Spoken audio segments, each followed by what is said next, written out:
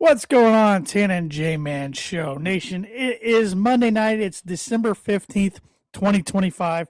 Hard to believe we're practically halfway through the last month of 2025, but here we are, and we got a lot to talk about tonight.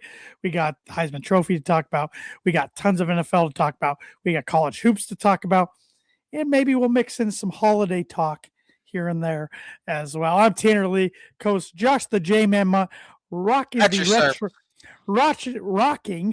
retro Dolphins logoed hoodie tonight as his Fins play against the Steelers, and kind of a big game for both teams.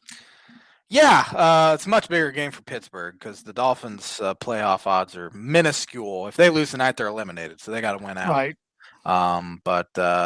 So you're saying there's a chance, sort of deal.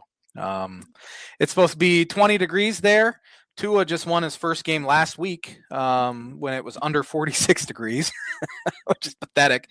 And the moment they got off the plane in Pittsburgh, they went and practiced in the snow. And the social media team made a big deal about it, which is kind of embarrassing in itself. So, yeah, that's where I'm at. Well, they got a better chance of making the playoffs than the Kansas City Chiefs. Yes, sir. Yeah. Ding dong, the witch is dead, at least for a year. At least for a year, yeah. I'm sure they'll be back with a vengeance next year. But yeah, probably. But Patrick Mahomes probably gonna miss at least part of the year next year. So. Yeah, we'll see what they do. It'll be an interesting offseason for them. But, it will. Now, before we get any further, I do have some birdie or bogey for you. It's a question I saw 2 weeks ago during the Ohio State-Michigan game, which you probably saw it as well, and I'm hoping you I don't know. You skipped over it because they flashed it on the TV a couple times during the game is what they call it. There's only been one freshman quarterback in that series to win the game. Can you name that freshman quarterback? I didn't see this. So, all right. I got lucky and took a picture of it real quick on the TV before it went away so I could remember it.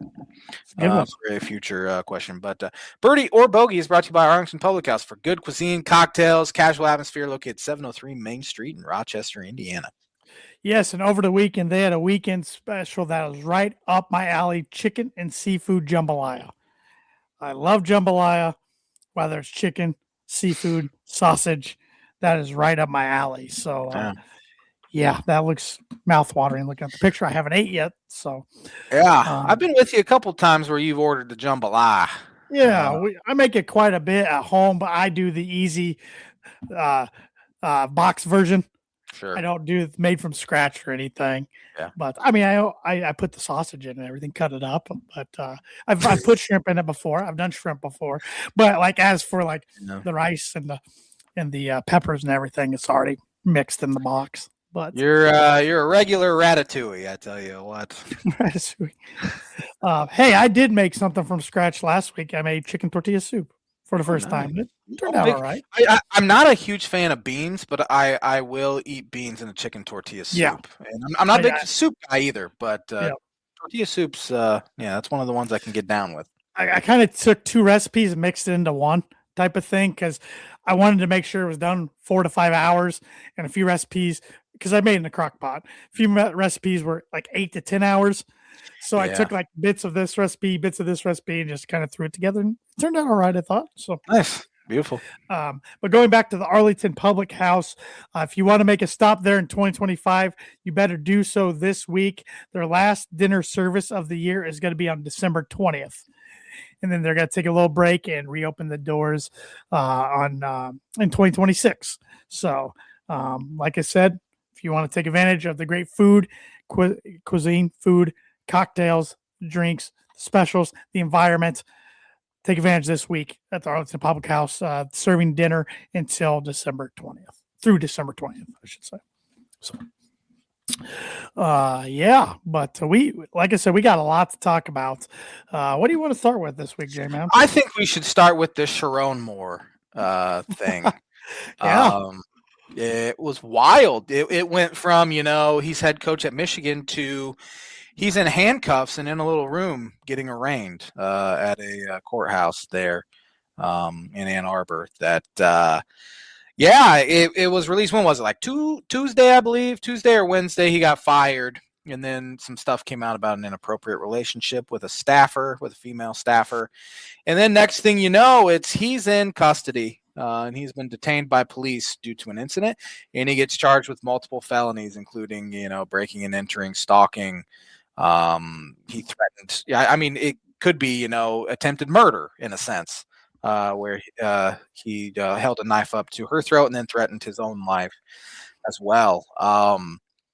Fascinating situation as far as where does Michigan go.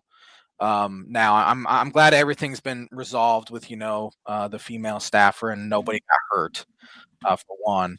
But it's interesting. I don't think I've ever remember a sports story quite like this of a head coach anyway, in this sort of trouble. But now Michigan is kind of scrambling, and to find a head coach in a coaching cycle that we thought was pretty much over at this point. All the big jobs had been filled, and now you have one of the biggest opening up mid-December. I think Michigan did the recruits dirty, waiting till after signing day because they knew they'd been investigating him for a while. But typical Michigan scumminess, which I think, this is multiple scandals now under their current athletic director, and I think he should be the next to be fired. I'd see a situation where he can keep his job through any of this, and he shouldn't keep his job through any of this, because he has royally screwed up that athletic department. But now it'll be fun to watch because there have been, big time names like Kalen DeBoer have been linked to it. Guys like that. Even Lane Kiffin, I saw him linked to it earlier today, which would be hilarious if he left LSU in the dark. But what ultimately do you think they're going to end up doing here? They're going to throw a lot of money at somebody. That's what they're going to do. I think Moore wasn't their favorite guy anyways. I think he was kind of going to be on the hot seat going into next year, which, aside from the scandal, I don't know if that was fair or unfair just from his coaching on the field. I don't think he was choice number one or choice A, I should say, after the Harbaugh thing, and Harbaugh went to the pros, but they're just like, let's just keep a guy in-house, try to keep the players we got, try to keep the recruits, all that sort of thing. So now they can finally go out and do a lead coaching search that they've probably wanted to do now for 2 years. It wouldn't shock me if their next head coach is on the NFL sidelines right now somewhere. And maybe not necessarily a head coach, but a coordinator somewhere. There's a lot of coaches, a lot of assistants out there with Michigan ties. But they got to get this one right and get somebody with kind of a clean record.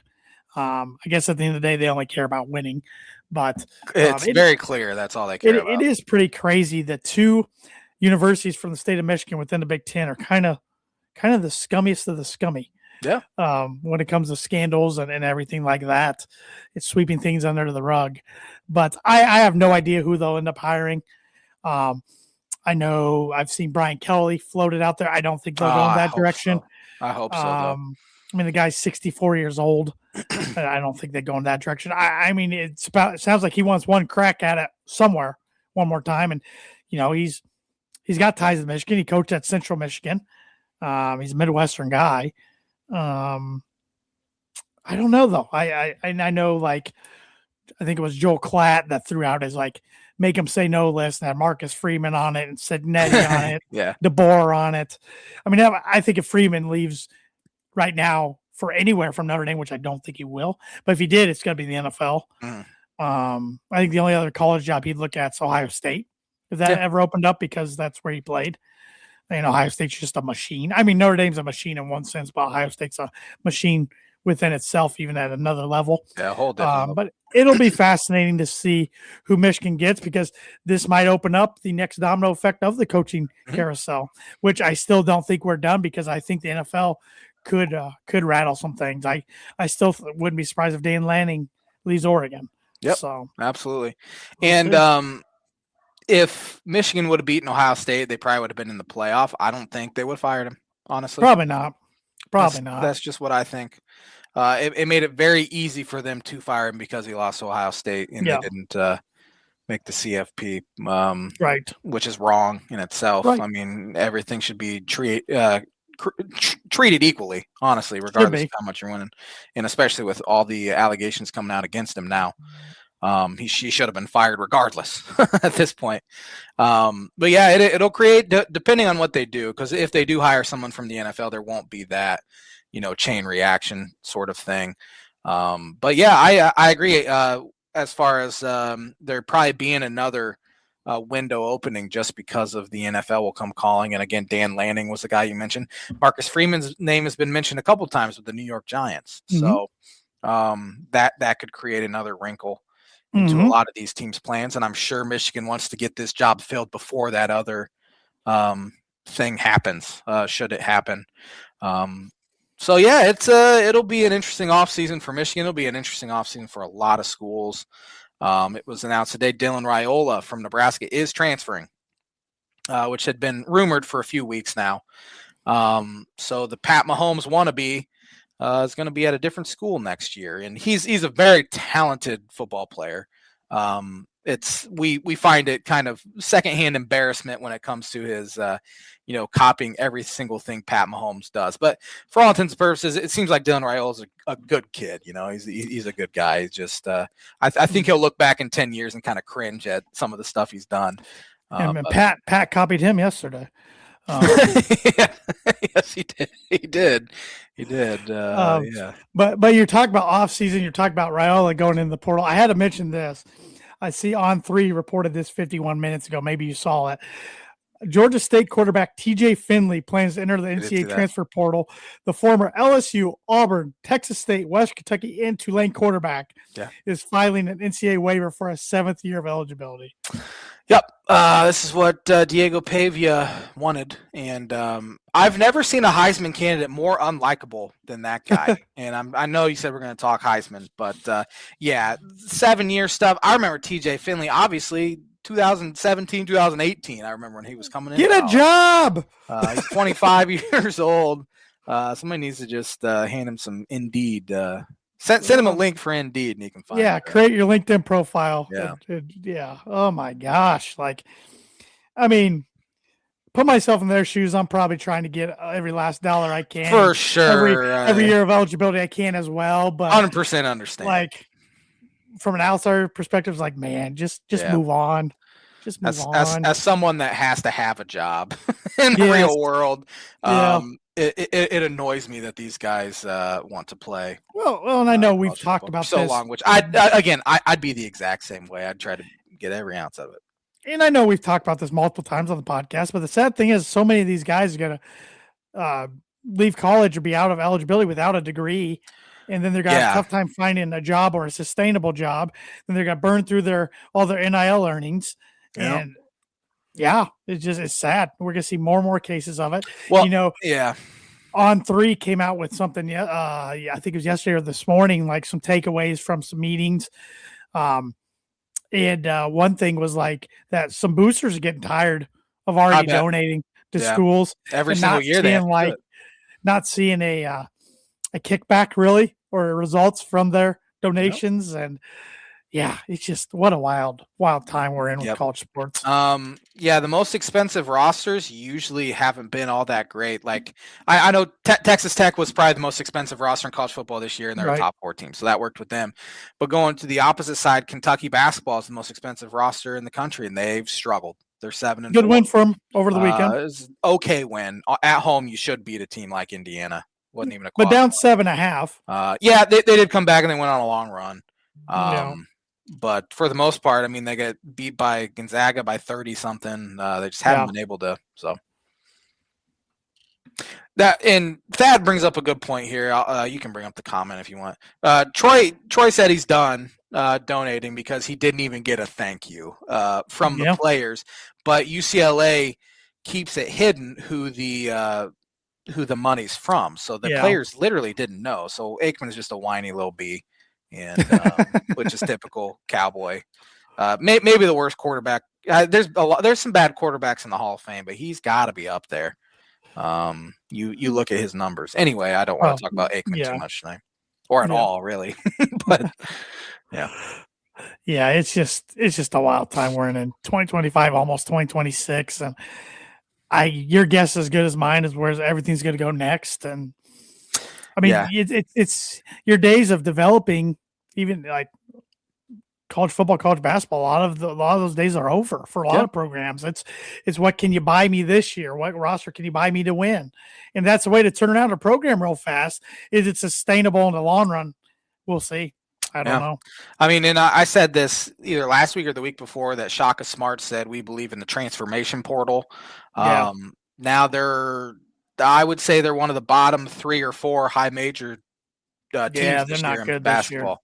this year. So. Yeah, Thad says typical Dallas. Try living here. They still think that overrated Hall of Famer is good. Yeah, that doesn't surprise me at all. They're stuck in the '90s still. Down there. So, yeah, it didn't break my heart to see them lose last night to the Vikings. No, that's a real bad loss, and probably pretty much ends any hope they had at getting there. So, yeah, I think it does. Very, very okay with me. But you were talking about Pavia earlier. Yeah, Heisman Trophy. Something I never thought I'd see in my lifetime. Indiana, having a player win the Heisman Trophy. Fernando Mendoza. I figured he was going to win. We talked about this last week. I was a little shocked by the lack of love Jeremiah Love got in the voting. But it's really turned into a quarterback award almost every year.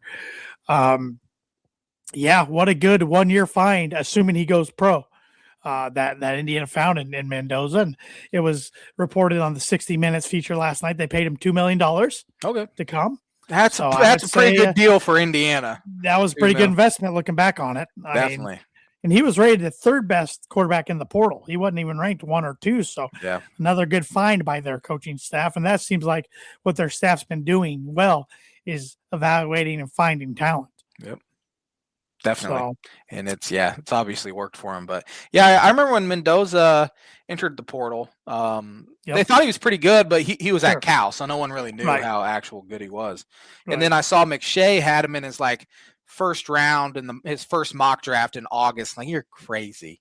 But now I would be shocked if he's not in the top 3 taken or top 5 taken.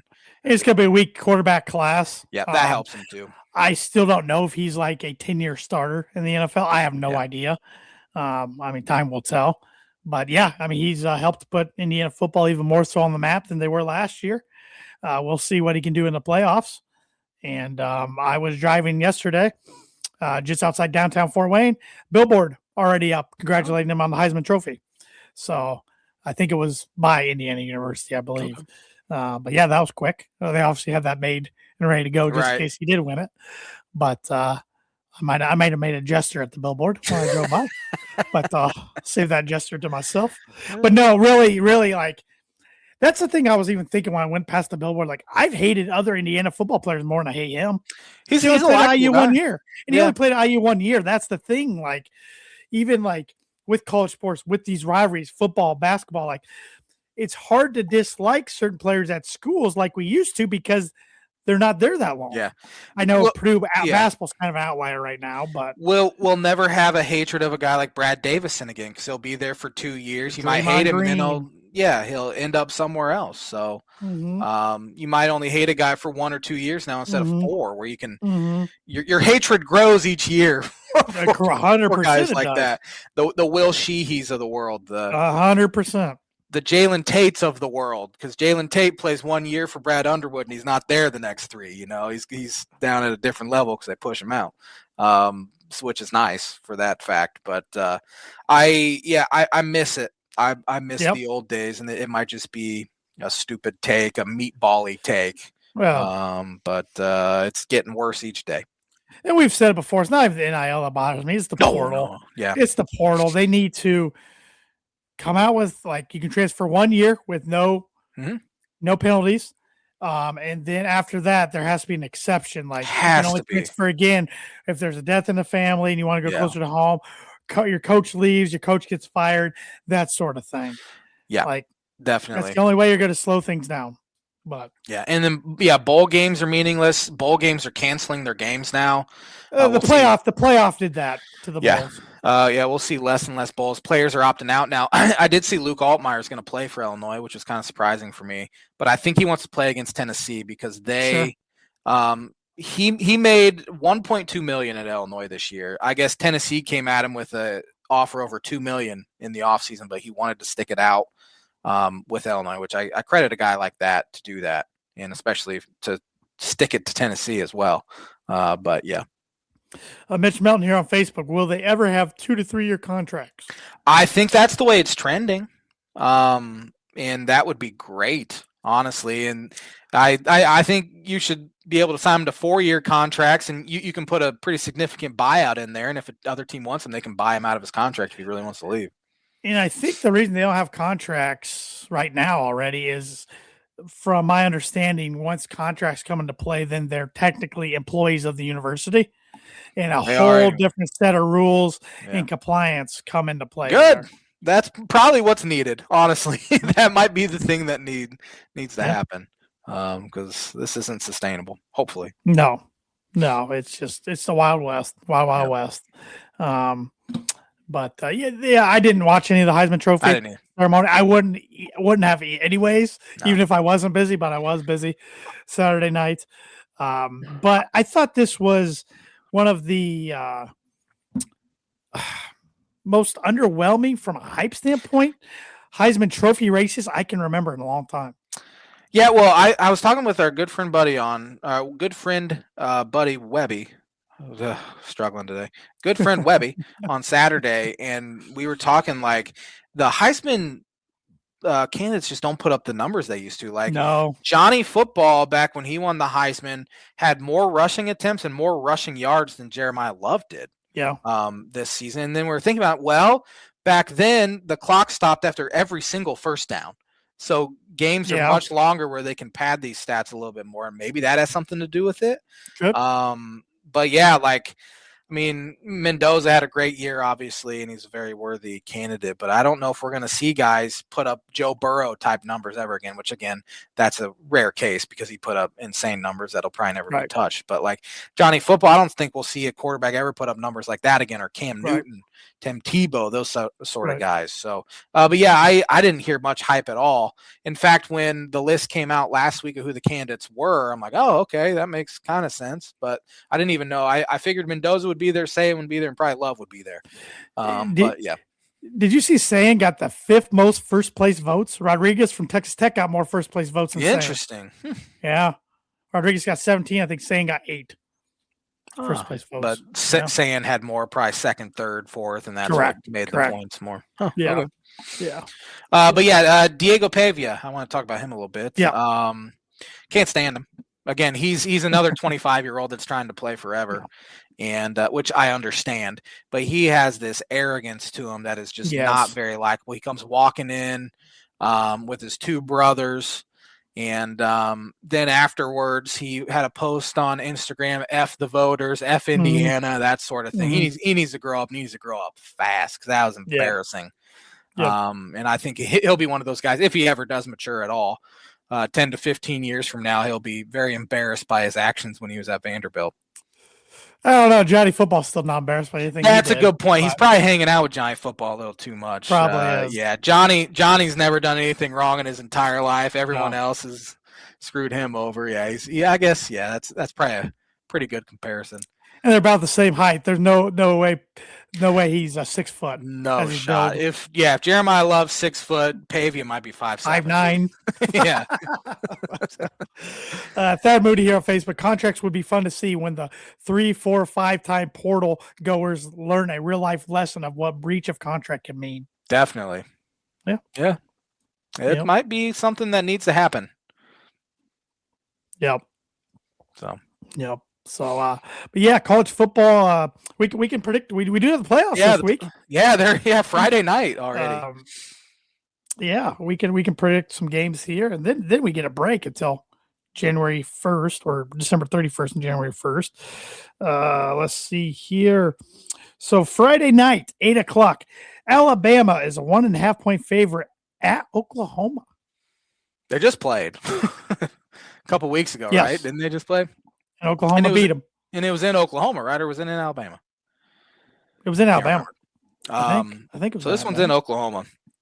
I think it was in Alabama. It's especially hard to beat a team twice in college football in the same season. So I'm going to take Bama in that one in what should be maybe the best game of round one, best matchup.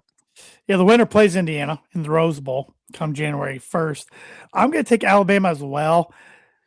Oklahoma's defense is elite, but Mateer's got to get back to playing how he was playing early in the year. If he can do that, I think Oklahoma wins, and Venables stamps himself as one of the top coaches in college football. Yeah, and I think he was probably on a fairly hot seat coming into the year too, and he has definitely saved himself. And Mateer's been banged up throughout the year too, so he needs to be fully healthy to win this one. But I think DeBoer, Simpson, and the Crimson Tide probably get it done in a fairly close game. I agree. On December 20th, we have 3 games. First one at noon. Number 10, Miami, Florida, travels to number 7, Texas A&M, who is a 3.5-point favorite. I think A&M handles them. Again, the ACC's weak, all of that sort of stuff, and I just think A&M's better. So I think A&M will win by 2 touchdowns or more. Yeah, I think A&M wins as well. The next 2 games, on paper, kind of embarrassing, really, from a point spread. You got Tulane at Ole Miss, who's a 17.5-point favorite. Give me Ole Miss. I think Ole Miss wins as well. And James Madison at Oregon, who's a 21.5-point favorite. Yeah, I think Oregon covers that. James Madison's Twitter account. Have you seen any of the tweets they've been putting out? It's hilarious. Yeah, they've been hilarious because took a shot at Notre Dame. Yeah, took a shot at Notre Dame, took a shot at Oregon because they put some like a slow-mo video up, and he's like, "This is all the fast they are. These look slow." So it's funny because they know what's they know that this might be the only time in the next 2 decades they make the playoff, if ever again, and they're living it up, taking advantage of the moment. Good for them. Yeah, good for them. Oregon by 35 probably. Yeah, it's probably not going to be even close. Then we have bowl games starting next week. A few bowl games that are happening. Well, there was a bowl game already over the weekend. Washington played their bowl game already. Really? Yeah, they blew out Boise State. Oh, I didn't see that. Yeah, I was shocked. I was watching the Indiana game, and I saw it on the ticker down there. Like, oh, bowl game. And again, I used to love bowl season. Your dad used to have an awesome bowl pick'em thing with confidence points and all that. Yep. And I don't think I finished 3rd once, which I was very happy with. But over the years I was never very good. But it made bowl games so much more fun to watch. Where now I don't even know if I'll really turn them on. I don't even see, I'm looking at scores 38-10. It was at SoFi Stadium, but I don't even see what the bowl was. SoFi Stadium that's LA. Yeah, it doesn't even have a name. I don't remember what it was. Oh, LA Bowl. I'm an idiot. I thought it was the LA Bowl, but I didn't know if there was under it. LA there Bowl. was an actual LA Bowl. There's no sponsor with it. Yeah. I haven't even, to be honest, this is the first time I've even seen who the Big Ten teams are playing in bowls. That's just too bad. I used to love bowl season. Me too. Illinois is starting to match up with Tennessee as much as Purdue has over the years. They've kind of taken that over from them. It's kind of annoying. It's real fun. Yeah. Fun fan base to get into it with. I don't think you guys have ever lost to them, right? Over the past couple years that you've played. It's been a while. A while.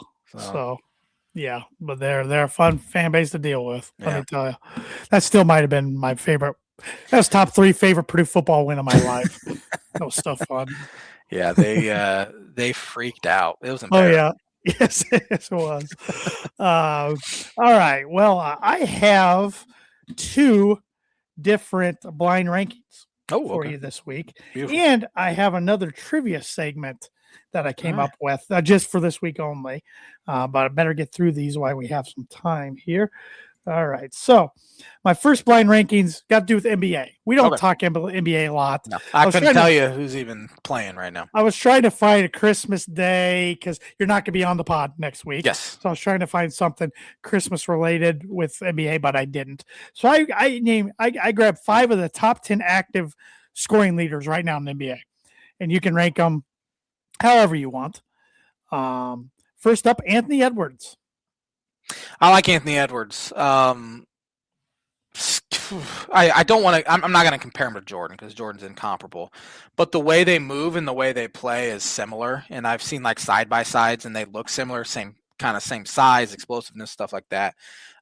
Very good player. They've won a lot of games in Minnesota, which they hadn't really done before he got there.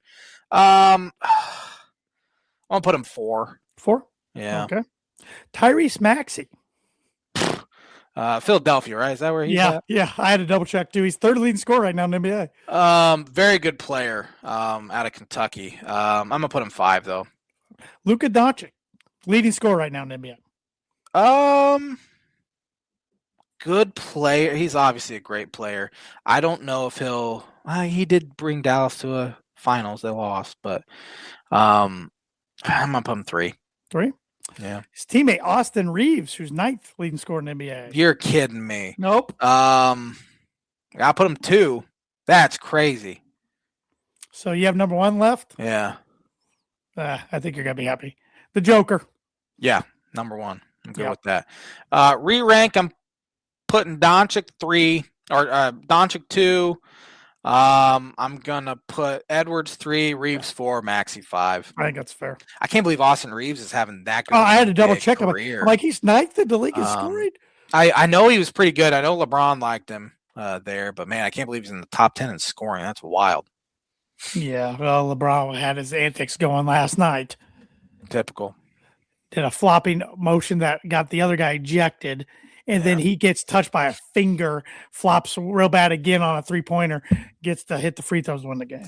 He did see his 10-point regular season streak end for the first time since that was incredible. 2006. That's absurd.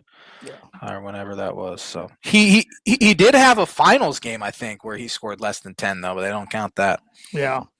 My other list: Christmas movies. I'm glad you're doing this because if I was going to be on the show next week, I was going to do Christmas movies. Yep. I thought about Christmas music, but I'm a bigger movie guy when it comes to Christmas than I am music. But the Santa Claus.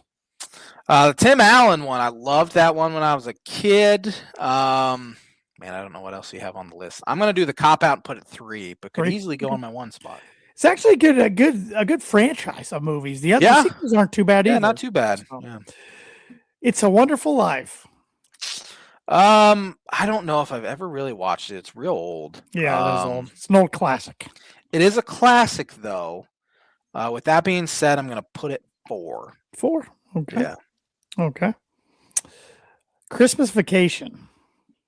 I'm gonna put that 1. Love Christmas Vacation. It's something I watch every single year. I've already watched it this year already. I have not.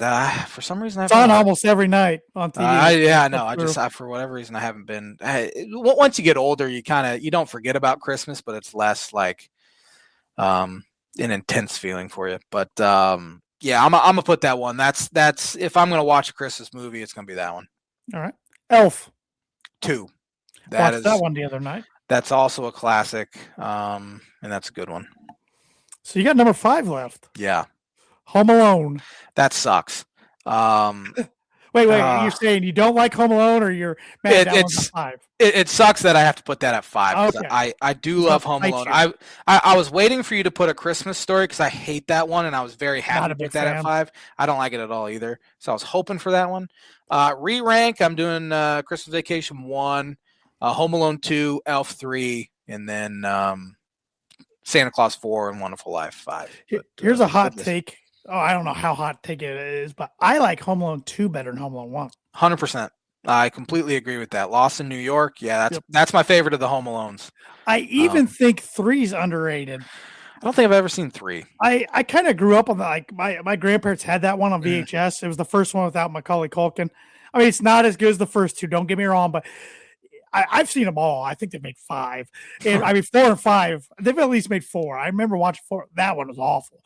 But 3, I think, is a little underrated. I mean, it just gets a bad rap because Macaulay's not in it. But. Yeah.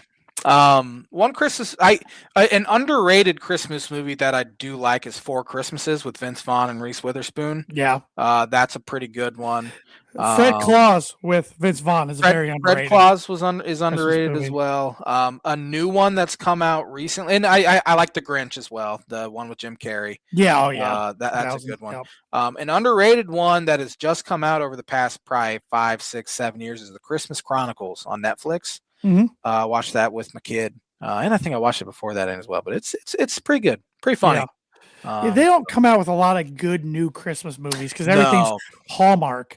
Like in the 90s was great, even early 2000s to late to early 2010s. I'd even say was a good time frame for Christmas movies. But yeah, Bad Santa's pretty funny. Yeah, that's a funny one. Yeah. Good list. I'm glad you did Christmas movies because I was going to do that. Yep. I wanted to tie it in the holidays a little bit somehow. So whoever my special guest is next week might get a different holiday related. Might be food, might be music. I don't know. We'll see. And that is the blind ranking segment, which is brought to you by, like it has been every week in 2025, by Proforma Print Shoe Promo Group. If you're looking for a trustworthy, dependable resource for next trade show, company picnic, or sales meeting, Proforma Print Shoe Promo Group is over 50 years combined experience in promotional products and commercial print. They strive for fast and efficient response to all your print needs, so you need to look no further. Let them be your one-source print and promotional company today by giving Barbara Van Weinsberg a call at 574-210-3815. And real quick, I'm going to fly through this little trivia thing I got for you.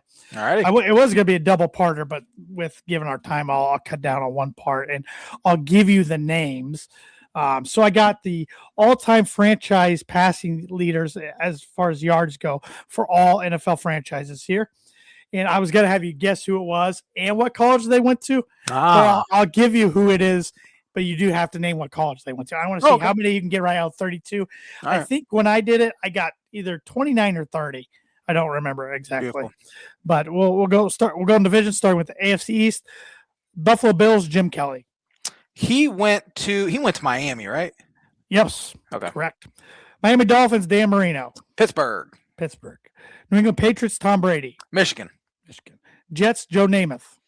He went to Joe Namath. Did he go to Alabama? All right. 4 for 4. Ravens, Joe Flacco. Flacco went to Delaware. Started his career at Pitt, though. Yep. Bengals, Ken Anderson. This is one I missed. Augustana College. Man, good pull. It's in Moline, Illinois. That's the only reason why I knew that. That's the only reason why I knew that, because that's where my dad's from, Moline. I did miss it. I was excited for that one to come up to show my knowledge. I missed 3 of them now that I look back at it. The Browns, Brian Sipe. This is one I missed. Brian Sipe, I have no idea. I'm going to go with Florida State. It is a state, San Diego State. Wouldn't have guessed that. Steelers, Ben Roethlisberger. He went to Miami of Ohio. All right, 7 for 8 so far. Texans, Matt Schaub. He went to Virginia. Yes. Peyton Manning for the Colts. Tennessee. Mark Brunell for the Jaguars. Mark Brunell, lefty. Was he? Mark Brunell, lefty. Mark Brunell. Virginia Tech. I don't know. Washington.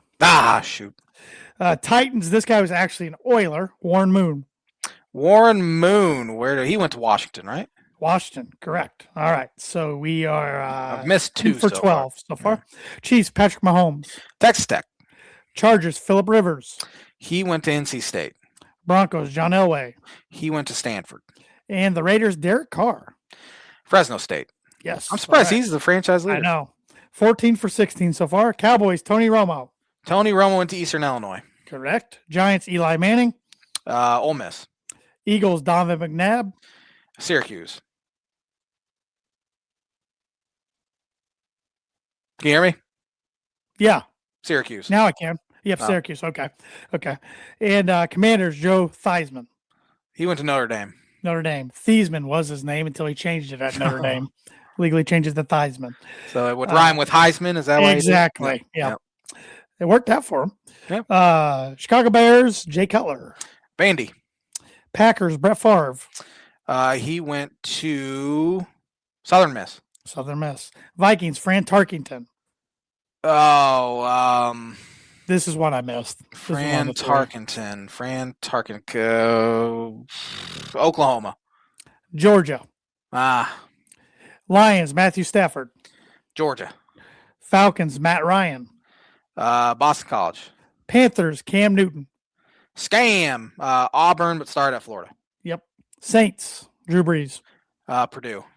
Buccaneers, Jameis Winston. Really? Yep. Florida State. Florida State. This was another one I missed here. You might get it though. Cardinals, Jim Hart.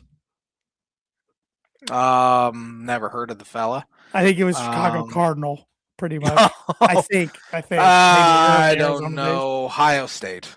Southern Illinois. Oh, good for him. Rams, Jim Everett. Chris Everett. Yes. Purdue. Yeah, I was surprised to see he's the Rams all-time. That is surprising. Stafford's got to be getting close, right? Got to be, I would think. 49ers, Joe Montana. Notre Dame. And the Seahawks, Russell Wilson. A whole pack of Badgers. Yep. NC State, then Wisconsin. So 28 out of 32. I'll take it. Pretty good. I think the one I got right that you got wrong was Warren Moon, but you got Ken Anderson. I didn't get that one. Yeah. And I got Mark Brunell. Oh, no, I got Mark Brunell. You got Warren Moon. Yeah, I got Mark Brunell. Right. But Tarkington, Hart. I actually missed 4 as well. Tarkington, Hart, Sipe. Anderson, and Sipe were the 4 I missed. So I already forget where Brunell went. Washington. Okay. Yep. So that was a good trivia. I like that. A few 2 schools on there, but no school with 3. Yeah.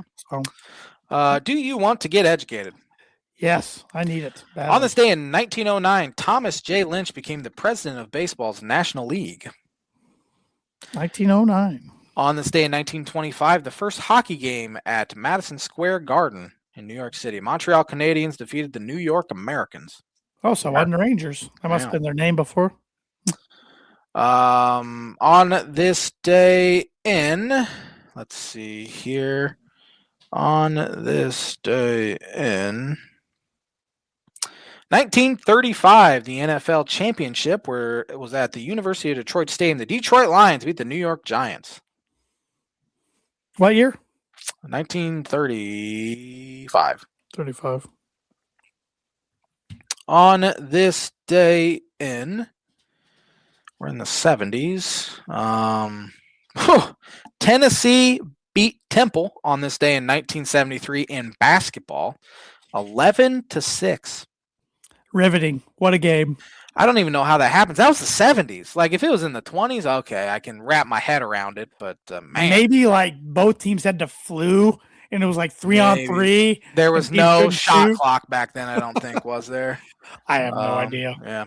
No 3-point arc. 1980, the Yankees outfielder Dave Winfield signed a 10-year, $23 million contract, becoming the highest-paid player in MLB history. I was going to say that was a huge money contract. Yeah. I do have a question real quick from a person that's viewing the show live right now, Sean Schreiber. He wants to know if we think Die Hard is a Christmas movie. Yes. I agree that it's a Christmas movie, assuming he agrees with me. Hopefully. I think it's a Christmas movie. It takes place during Christmas. Yeah. It's got it. Yeah. I think you can add it to the list. It's a very good movie. Yep. Do I watch it every year on Christmas? No. But it is one you can watch year round. Yeah, for sure. Yeah, I call it Christmas movie. I think it's Christmas movie. On this day in 1982, Bill Parcells became the 12th head coach of the New York Football Giants. He's a pretty good coach. On this day in 1988, Mike Tyson did something bad. That could be every week of every. Honestly, it's not nearly as bad as what he usually does, but it's still pretty bad. And that he shouldn't have done it. Gotcha. On this day in 1997, Joe Montana's number 16 was retired. Who won the Heisman Trophy on this day in 2002? 02. Carson Palmer? It was Carson Palmer. What about 2008? 2008.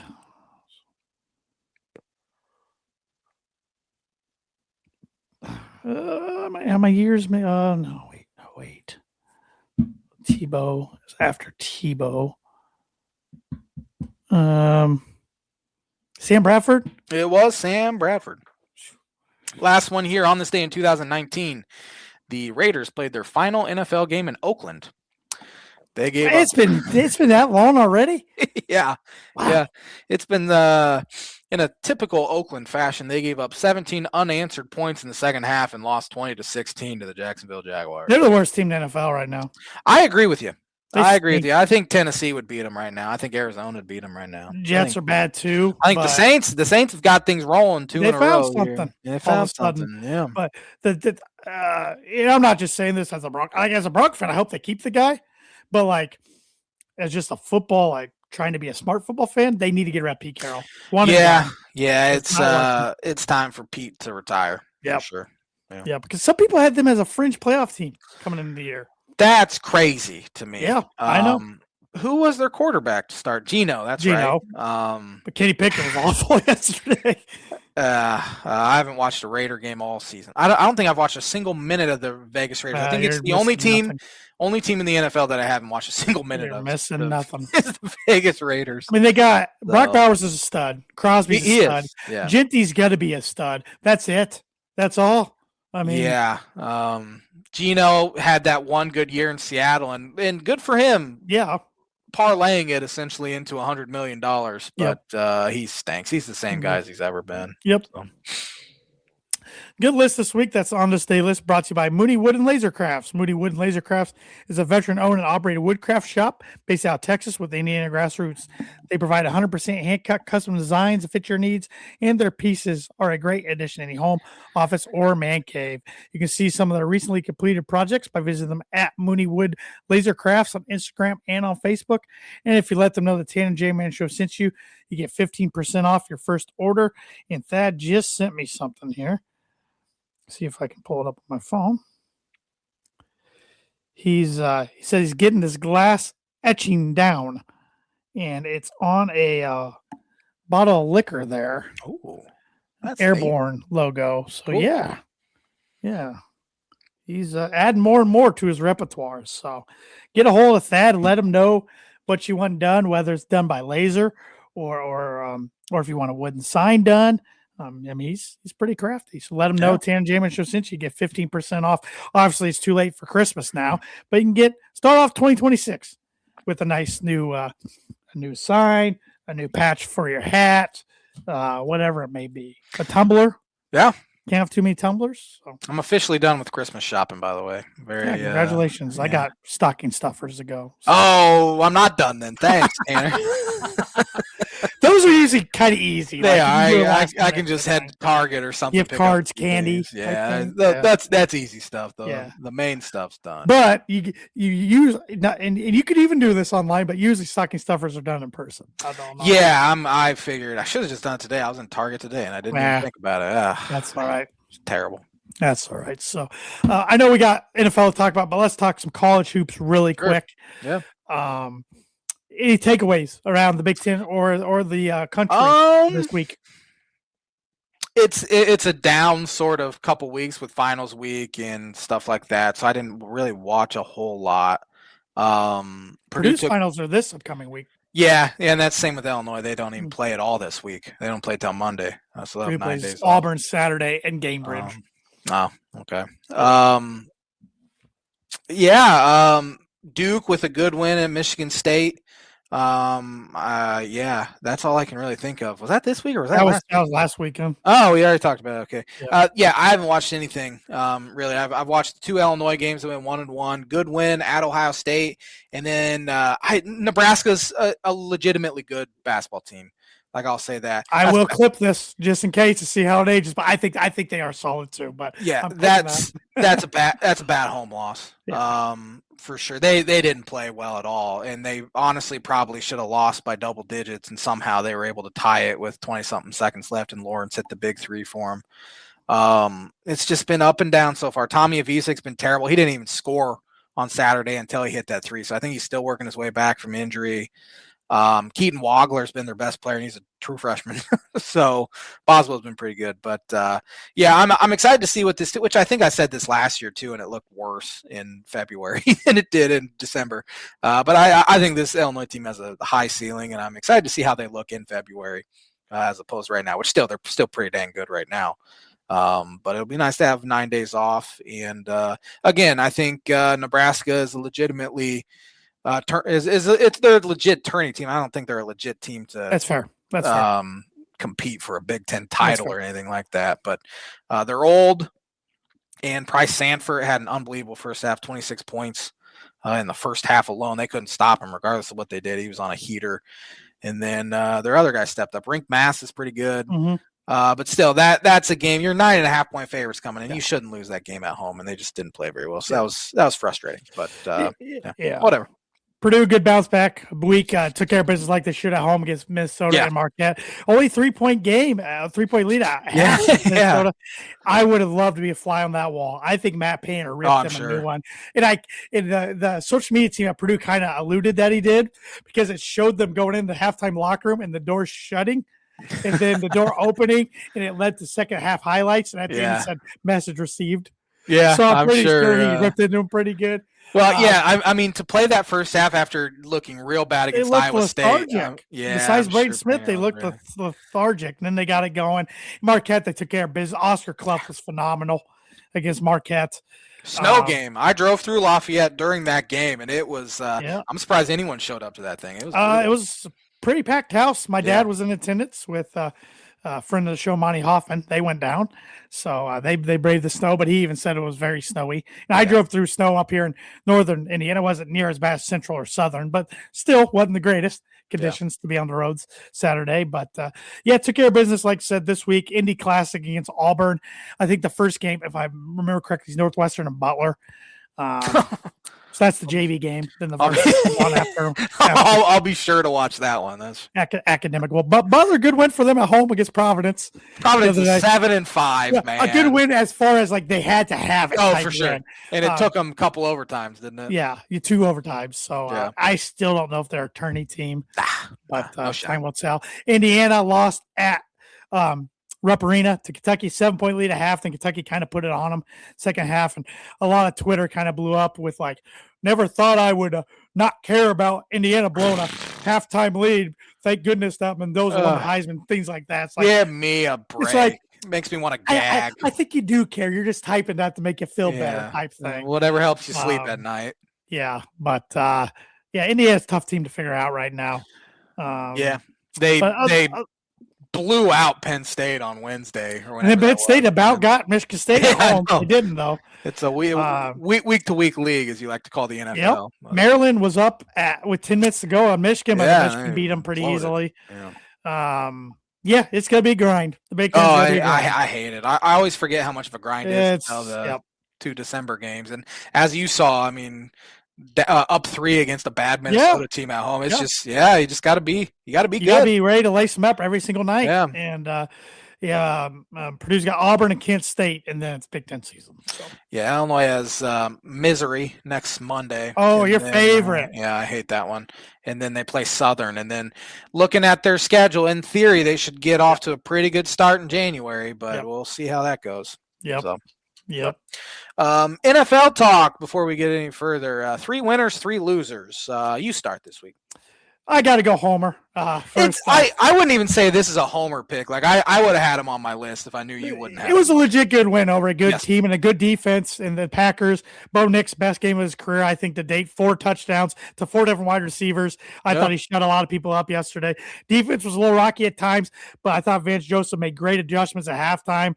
Their big time second half. I've already come to the term. Vance Joseph will be a head coach somewhere next year. The guy deserves it. He deserves a second shot. Yeah. That's a big win in a lot of aspects. Obviously, absolutely. 11 in a row. But I think now the media will start taking them seriously because, I mean, you look at their other wins and they hadn't really had a win over a team that's over 500, right? Eagles. But besides the Eagles, because the Chiefs are now 6-8, and I'm sure they'd like to talk about that fact. But this is a legit one for me to really start believing in them too. Because they're playing a lot of those slobber knockers against bad teams. You wondered how it would. And they look good yesterday. I mean, they got 3 games left. Jaguars at home, at Chiefs, which doesn't look as difficult now. Out of yesterday. Then Chargers at home. Take care of business. You're the 1 seed. 15-2. And you're the Holy one crap. seed and have Yeah. home field. Like, it's starting to feel like it could, as long as everybody stays healthy, starting to feel like it could be a pretty special year. But kudos to Sean Payton and the staff and the players. It's been fun to watch. And I know Micah Parsons went down. That sucked. Yeah. That really hurts the Packers going forward. Yeah. Buffalo Bills, my first winner, down 21-0 at one point, and down 17 at half. I would venture to say they're the best team in the AFC. Sorry, Tanner. They scare. Well, it's the quarterback. He scares the crap out of me. You know how it is going against them twice a year. Definitely. Yeah, that was a huge win for them, and they still have a chance to win that division. It's going to be tough because the Patriots have a tough one this week, though. Patriots play Baltimore, yeah. Yeah. But yeah, big win for them. Winner for me, Baltimore Ravens, 24-0 win at Cincinnati. Game they had to have to stay in the North with the Steelers. Took it to the Bengals. Now the Bengals are legit out. Yeah, I don't know where their head's at. Joe Burrow, I mean, he kind of hinted at it like maybe he might retire, and they looked pretty checked out yesterday. Yep. The LA Rams, big win for them. Both NFC and AFC are pretty good, pretty deep this year too. And I think the Rams are as good as anyone. And I can't stand this team, but the Chargers. Good win for them yesterday. Narrowhead 16-13. Keeps them in striking distance for the division and in the playoff hunt because they got Murder's Row coming down the stretch. Yeah. My last winner is the Houston Texans. They're hot too. They are hot. Denver's the hottest team in the NFL. I would say Houston's number 2, right behind them. Yep, good defense there. Loser for me. Oh, you start. You start with losers. Okay. I start with winners. Losers. The NFC South. No one wants to win that division. I mean, bad loss at home to Atlanta for Tampa Bay, where they should have won it and they choked. Bad loss for Carolina in New Orleans, where they had a terrible. I don't know if you saw the end of it, but Tyler Shuck went to slide with about 10 seconds left, and it would have been a 60-something yard field goal for them to win it. And Carolina's defender just went head first right into him. Clear personal foul, made it a very easy call. So my first loser is Cowboys. Sunday Night Football at home against a Viking team that's been very up and down. JJ McCarthy, who hasn't looked good at times, and he looked good last night. Definitely. Dallas. They're too talented to play like they do. Kansas City Chiefs eliminated for the playoffs, first time since 2014. Your quarterback tears his ACL, and I'm sure will bleed into next year for sure. So it's gonna be rough going forward. I think their tight end's gonna retire. It's gonna be kind of a change there. I think it's gonna be a reset. But I think the dynasty, so to speak, is done. Yeah, that doesn't mean they can't be a successful team and franchise. Right. I think the dynasty is done. Depending on what they're able to do. Maybe not next year, but the years after. Patriots, losers for me. You're up 21-0. I still think they're a good team, but this is why I can't take them serious to be a Super Bowl contender yet, because you got to finish that off yesterday if you are. Yeah. My last loser is the Cincinnati Bengals. They look checked out, and we'll see where their head's at the rest of the year. My last loser... oh my gosh. Colts defense. Why not? I don't know. On that last defense, and I know with the new kickoff rules, it's easy for people to get the ball at the 35, but your kicker kicks a 60-yarder. Good on him. He's kicker for like 2 weeks for the Colts. Just don't let Seattle get in field goal range. Yeah. But good. Credit to Myers. He had 6 field goals, including a 56-yarder. But Colts are dunzo. Yeah. I'm putting the stamp of dunzo on them. Yeah, Phillip, he hung in there, but the dude has no arm, movement. He looks like an old, out-of-shape guy out there. I was surprised he started, and he did better than I thought he would, honestly. But, they got a mess on their hands. We'll see what happens on Monday night against San Francisco. Yeah. So, good Thursday night matchup this week. LA Rams at Seattle Seahawks. Yeah, there's a lot of good matchups. It was hard to pick this week. Yeah, it was. I like this Rams team. Give me the Rams for 10. Can't believe I put 10 on them, but yeah. I got Rams for 3 just because Seattle's good at home and they got good defense. And nobody's taking Seattle very seriously, I don't feel like. This is a statement game for them, but I think the Rams are definitely the best team in the NFC, so I'm taking the Rams. Eagles at Commanders. Give me Washington for 12. You take No, Bengals for sorry. 12? Give me Philadelphia for 12. Sorry. I got Philadelphia for 12 as well. I was like, wait a second. Do you know something I don't know? Yeah. Good one here. Saturday night. Oh, that game's Saturday as well. This is Saturday night game. Packers at Bears. This will be the J-Man's Book of Prediction of the Week. Give me the Packers for 5. They own the Bears. J-Man's Book of Prediction of the Week brought to you by Travis Watching Insurance Agency for life, home, auto, business, renters, workers' comp, farm insurance. Contact Travis 219-869-4561. Look at Packers came out of that game banged up yesterday. Give me the Bears at home. Bears for 2. I think it's a good one, though. Packers were kind of lucky to get them 2 weeks ago at Lambeau, but they got Bills at Browns. Bills for 16. I got the Bills for 15. Chargers at Cowboys. Chargers for 4. I got the Chargers for 10. Chiefs at Titans. This was a tough one to pick, but I'm still picking the team that's better and give me the Chiefs for 3. I took the Chiefs for 11 because I just think their defense will still play hard. Should. Gardner, who knows what's going to get out of him. Yeah, you don't know where the mindset's going to be anymore for the next 3 games. Cincinnati Bengals at your Miami Dolphins. I wish I could see the Dolphins play tonight. Give me Dolphins for 2. Fins up for 5. They're getting hot. Yeah. I think they win tonight. We'll see. Jets at Saints. Saints for 8. Jets stink. I got the Saints for 14. Yeah. I think they're starting to find a groove, and Jets are not good. Vikings at Giants. Giants for 1. I think Giants for 4 because they're at home. But Tampa Bay at Carolina. This could be for the division, honestly. Both 7-7. Give me Tampa Bay for 7. I just think they're better. I got the Bucks for 7 as well. Jaguars at Broncos. Give me the Broncos for 14. I get the Broncos for 13. It makes me want to puke thinking that I'm overlooking the Jaguars, who are a tough team to figure out. They're pretty good, though. They are pretty good. I hate to say it. Yeah, just 4 weeks ago we were saying, they're done. That's gotta be the first time all year I've put more points on Denver than you have. It's gotta be. It's gotta be. Falcons at Cardinals. This was another tough one to pick. Give me Falcons for 6. I got the Falcons for 9. I think the Cardinals have caved in. Steelers at Lions. I wish I could watch Steelers play tonight. I don't think it matters. Give me the Lions for 13. I got the Lions for 6. Raiders at Texans. Houston for 15. I got Houston for 16. Yeah. It's a good Sunday nighter. Patriots at Ravens. Baltimore for 11.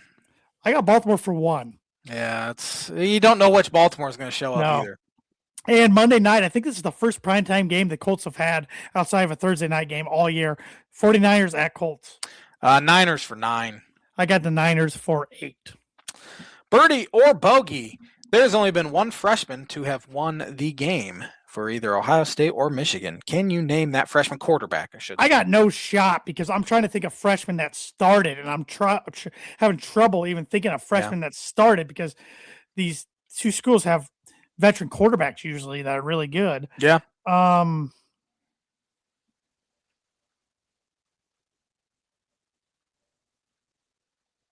don't even know if he just played his freshman year, but I'm going Troy Smith. Oh, good guess. Close. Terrell Pryor. Yeah. Darn it.